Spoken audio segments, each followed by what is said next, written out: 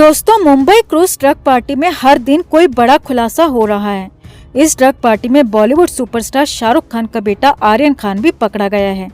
लेकिन अब इस बात का खुलासा भी हो गया है कि एनसीबी को इस पार्टी की सूचना मिली कहां से।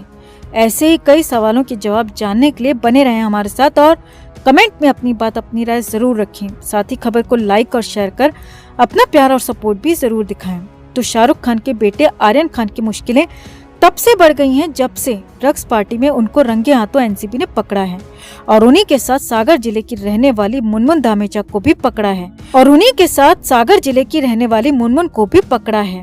मुनमुन के इस केस में पकड़े जाने के बाद अब एक और चौंकाने वाला खुलासा हुआ है।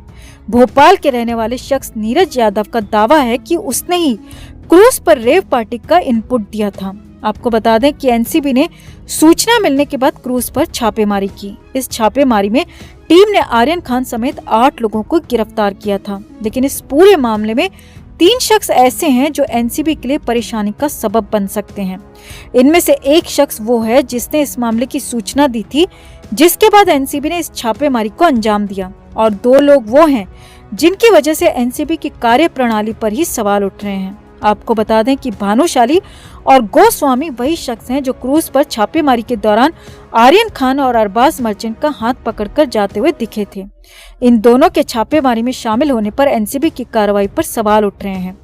किरकिरी होने के बाद एनसीबी ने उन दोनों को लेकर सफाई दी थी कि ये दोनों मामले के मुख्य गवाह हैं। वहीं नीरज ने कहा कि उसी ने मनीष भानुशाली को 27 लोगों के नाम भी भेजे थे जो उस दिन पार्टी में ड्रग्स लेकर पहुंचने वाले थे। नीरज के पास भानुशाली को किए गए फोन कॉल का सबूत भी मौजूद है। भानुशाली ने नीरज को व्हाट्सएप पर मैसेज भेजकर ये भी बताया था कि वो मुंबई के लिए निकल रहे हैं। नीरज का दावा है कि क्रूज पर काम करने वाले उसके एक परिचित से उसे ये जानकारी हासिल हुई थी। इसके साथ ही उसने निजी जासूसी किरण गोस्वामी को भी रेव पार्टी में ड्रग्स होने की जानकारी दी थी। नीरज के हिसाब से भानुशाली और गोस्वामी भी उस समय अहमदाबाद में थे और मुंबई निकलने से पहले उन्होंने उसे बताया था कि उनकी एनसीबी के लोगों से बात हो रही है। भानुशाली खुद को बीजेपी का कार्यकर्ता बताते हैं, लेकिन इस पूरे मामले में ये 3 शख्स ऐसे हैं जो एनसीबी के लिए परेशानी का सबब बन सकते हैं। यानी कि मुंबई की ड्रग पार्टी का कनेक्शन मध्य प्रदेश से है। दोस्तों, एनसीबी की जो गाज आर्यन खान पर गिरी है उसका इनपुट मध्य प्रदेश के भोपाल से मिला था। तो इस पूरे मामले पर आप क्या कहना चाहेंगे? आप भी कमेंट में अपनी बात, अपनी राय जरूर रखें और वीडियो को लाइक और शेयर कर अपना प्यार और सपोर्ट भी जरूर दिखाएं। दोस्तों, शाहरुख खान के बेटे आर्यन खान की मुश्किलें लगातार बढ़ती जा रही हैं। आर्यन से पूछताछ जारी है और लगातार पूछताछ में आर्यन नई नई बातें बता रहा है, नए नए खुलासे कर रहा है। अब इस बीच एनसीबी ने ड्रग सिंडिकेट को लेकर, आर्यन खान को लेकर जो प्याज के छिलके वाली तकनीक का खुलासा किया है वो बेहद हैरान करने वाला है दोस्तों, क्योंकि इसी तकनीक के जरिए ये पूरा धंधा ऑपरेट हो रहा था। और हैरानी इस बात की भी है कि पेमेंट का जो तरीका था वो और भी ज्यादा खौफनाक, और भी ज्यादा हैरान करने वाला। तो क्या है पूरा खुलासा, सब कुछ आपको बताते हैं। आप भी वीडियो को लाइक और शेयर कर अपना प्यार और सपोर्ट जरूर दिखाएं और कमेंट कर अपनी राय जरूर दें। तो आर्यन खान एनसीबी की हिरासत में है और आर्यन से पूछताछ का सिलसिला जारी है। हालांकि उम्मीद की जा रही है कि 7 अक्टूबर को एक बार फिर से एनसीबी कोर्ट से आर्यन खान की रिमांड बढ़ाने की मांग कर सकती है, क्योंकि आर्यन कई राज खोल चुका है, कई राज खोल रहा है और एनसीबी को लगता है कि आगे भी कई बातें, कई खुलासे आर्यन खान कर सकता है। अब इस बीच एनसीबी ने जो खुलासा किया है वो हैरान करने वाला है दोस्तों, और ये खुलासा किसी और ने नहीं बल्कि आर्यन खान के ही जरिए हुआ है।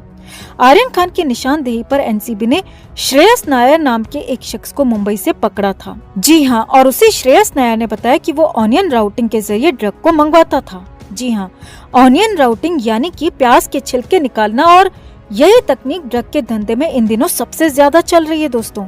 इसी प्याज के छिलके वाली तकनीक से मुंबई में भी ड्रग का धंधा फल फूल रहा है।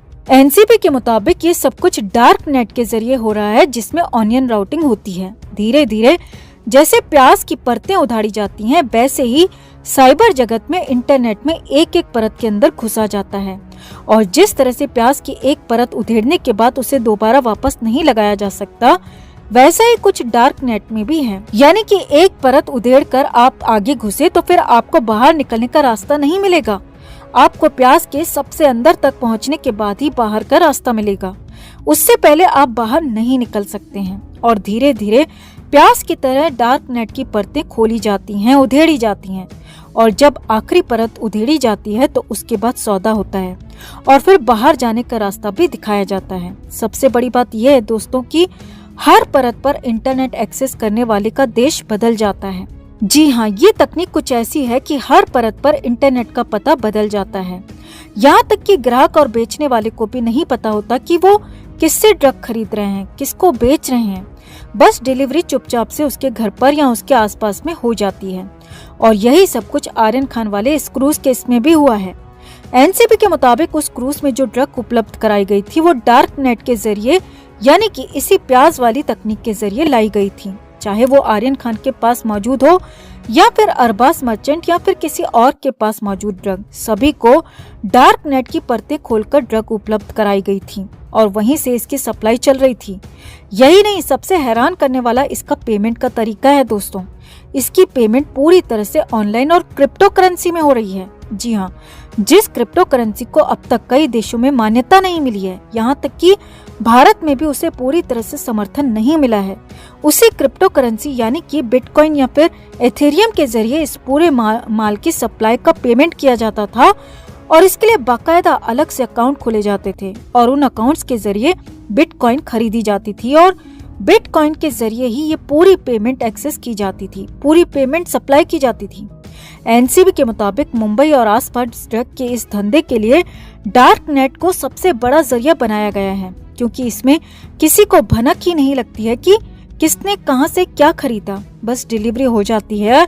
और यही सब कुछ आर्यन खान वाले केस में भी हुआ। और ऊपर से पेमेंट का जो सिस्टम है वो बिटकॉइन में है, तो बिटकॉइन कहाँ किसी ने किसको दिया ये किसी को कुछ भी पता नहीं चलता।